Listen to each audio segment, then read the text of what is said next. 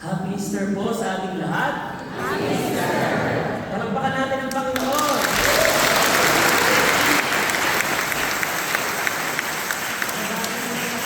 Happy Easter!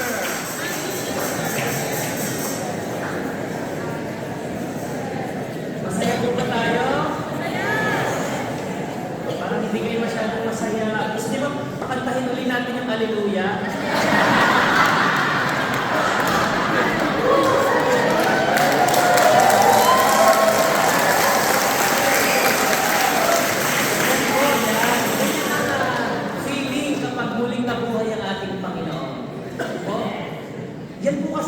Talaga ng Easter ng muling pagkabuhay. Kanina, bago tayo magsimula, sabi sa akin ni Father Eddie ay maitawid lamang natin ang celebration ito ay ayos na ayos na. Mga kapatid, yan po kasi talaga ang Easter, ito ay pagtawid. Kung napakinggan nyo kanina sa labas, ilang beses po binanggit yung salitang pagtawid. Kaya mga kapatid, sa gabing ito, ito po yung Mother of all Vigils. Sabi ng isang santo, ito yung linggo ng lahat ng mga linggo. Kasi ito ang pinakamahalagang pagdiriwang sa ating pananampalatayang Kristiyano. Kasi kung hindi humuling nabuhay ang ating Panginoon, patay, walang saysay, walang silbi ang ating pananampalataya. Bakit?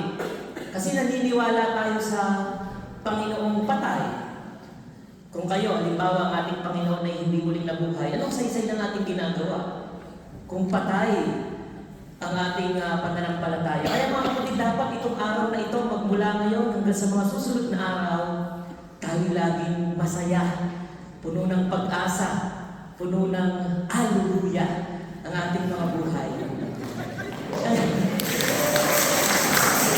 Kaya mga kapatid, sa gabi ito, nais ko pong pagnilayan ang tatlong katangian ng Easter season. Ano nga ba ang season na ito? Ano yung katangian ito na dapat ay katangian din natin bilang mga Kristiyano? At ito kasi po yung katangian na ating nakukuha kapag tayo ay tumatawid.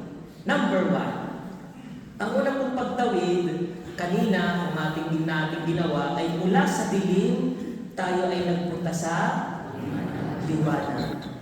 Ideally, ito kung ating pagdiriwang ay talagang dapat madilim na. Kanina, alas 6 tayo nagsimula, medyo maliwanag pa. Pero ideally, ito ay nagsisimula dapat ng madilim at matatapos ng madaling araw. Mamaya gagawin ng mga Austrian yung kanilang celebration alas 9 para sila matatapos ng alas 12. Eksaktong maliwanag. Yun po kasi talaga ang ideal. At ito yung unang pagtawid na ginagawa natin sa ating celebration. Mula sa dilim patungo liwanag. Ibig sabihin, Easter is a season of light. Ulitin nyo nga po, season of light. Yan ang una nating punto. Liwanag. Mga kapatid, tayong mga Kristiyano, dapat punong-puno din tayo ng liwanag. Tingnan nyo nga po ang inyong mga katabi.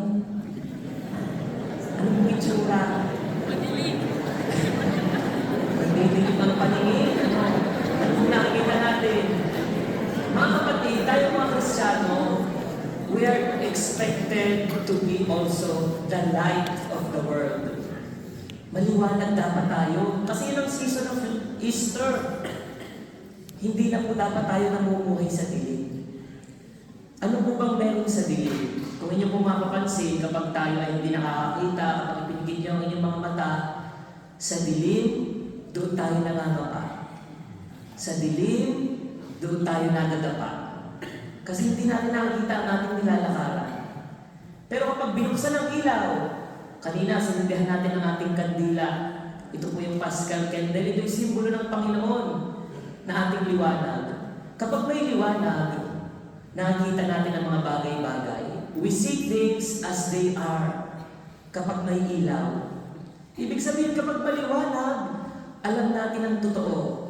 Alam natin ang tama. At ganun din po sana tayo bilang mga Kristiyano. Sana'y tayo namumuhay sa liwanag.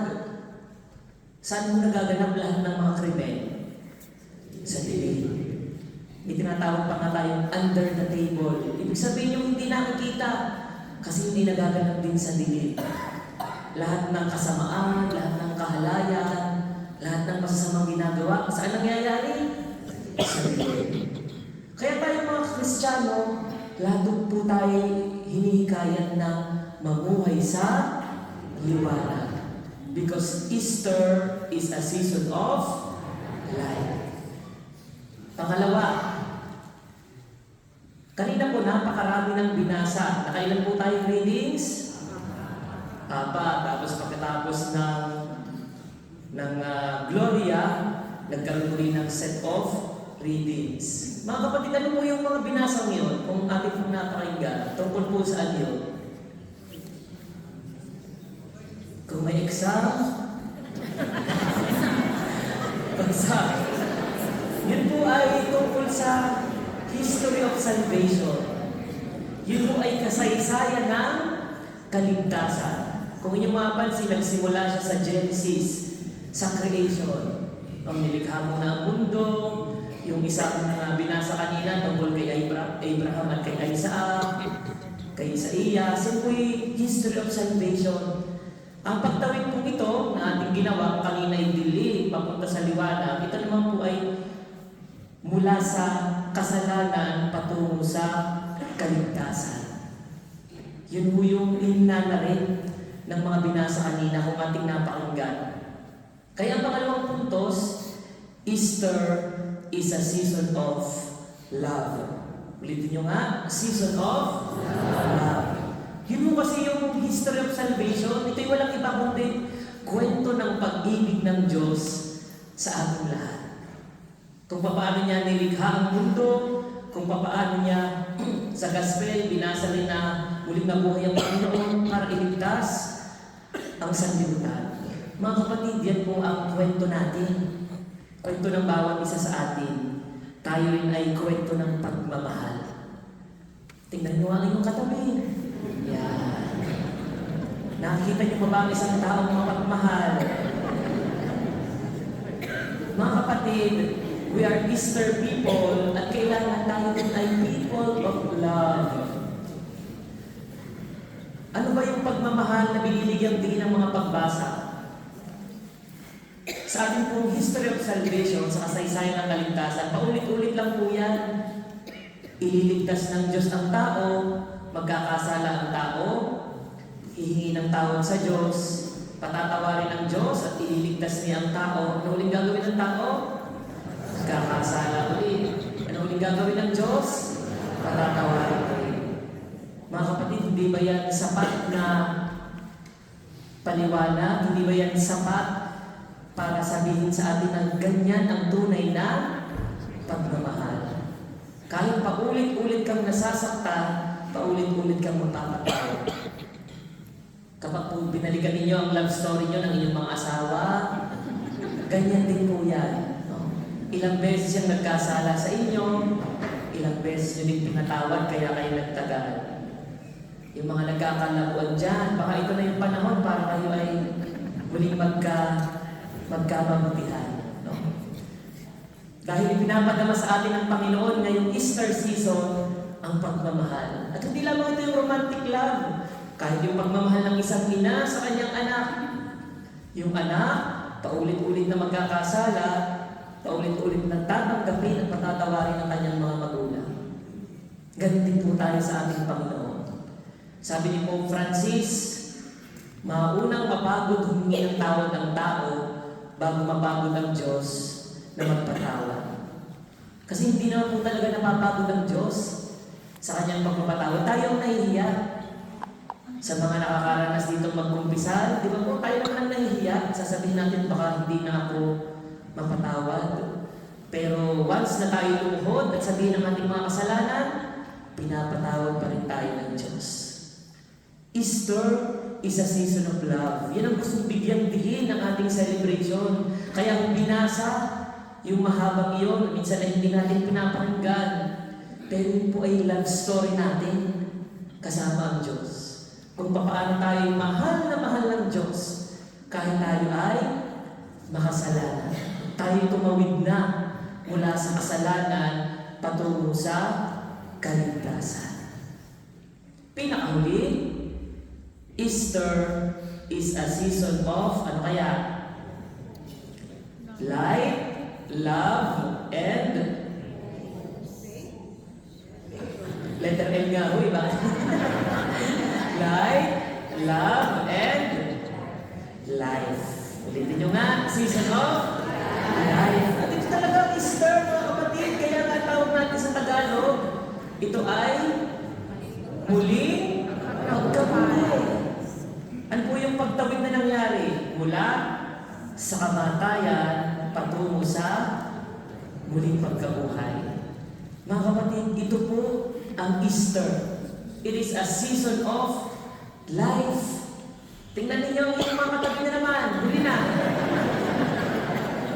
Ano kung ating nakikita? Papatay-patay ba? O buhay na buhay? Sana buhay na buhay. Alam niyo mga kapatid, ang mga Kristiyano, yung unang mga Kristiyano, ang mga inikakaunti naman, di ba nung nagsisimula pa po ang mga Kristiyano, kakaunti naman sila. Kaya sila laging inuusig ng mga emperador, sila inuusig ng mga emperor. Pero ano po ang pinagtataka ng mga umuusig na ito? Sabi nila, ito mga Katoliko, ito kakaunti naman. Eh bakit kapag nagsasama-sama, ang sasaya? Bakit sila naman ikakaunti, pero marami silang nahihikaya? Ano po ang nakikita ng mga tao at pumupunta sila doon sa grupong kakaunti naman? Kasi kita nila na yung mga unang Kristiyano, punong-puno ng buhay. Punong-puno ng pagmamahal, punong-puno ng passion. Kumbaga yung mga masisigasig, hindi natitinag. Mga kapatid, yan po ang simbolo ng pagiging isang Kristiyano. We are Easter people and we are joyful. We are full of life. Ganun yung sana tayo. Yan yung makakapag-akit sa iba. Pag nakikita ng iba, lalong higit yung mga hindi naman naiintindihan ng ating ginagawa bilang mga Katoliko, bakit parang buhay na buhay sila? Bakit parang ang sasaya nila? Yan yung nakaka-attract. A life full of love. A life alive. Yung buhay na buhay. Kaya mga kapatid, din po ang tanong sa atin, kumusta yung aking buhay pananampalataya? Ngayon ba yung buhay na buhay pa? O patay-patay na? Mga kapatid, yan po ang paalala sa atin ng Easter. Gayahin natin ang muling pagkabuhay ng Panginoon. Kung kasama tayong mamamatay ng ating Panginoon, kasama rin tayo muling mabubuhay.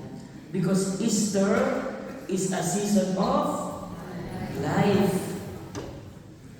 Mga kapatid, sa gabing ito na ating pinagdiriwang ang Mother of all Vigils, nung linggo ng lahat ng mga linggo, ang pinakamataas na uri ng ating pagdiriwang, sana manababanaagan sa ating mga buhay ang tatlong ito. Pinagnilayan natin na ang Easter ay season of, unang-una ay life. Sana ang ating buhay nagliliwanag din at nagdadala din ng liwanag sa ibang tao. Pangalawa, Easter is a season of love. Sana punong-puno ang ating mga puso ng pagmamahal, hindi lang sa ating sarili, kundi para sa iba din. Dahil ramdam natin na tayo mahal ng Diyos, sana may padama din natin ito sa iba. Pinakahuli, Easter is a season of life. Sana buhay na buhay tayo. Napakasarap sa pakiramdam kanina na muling inawit yung Gloria. Tayo buhay na buhay. Sapagkat alam natin na natapos na ang kamatayan. Muling nagtagumpay ang Panginoon. At tayong lahat, pwede na nating sabihin, Christ is alive. Alleluia. Alleluia. Pagpalain po tayo ng ating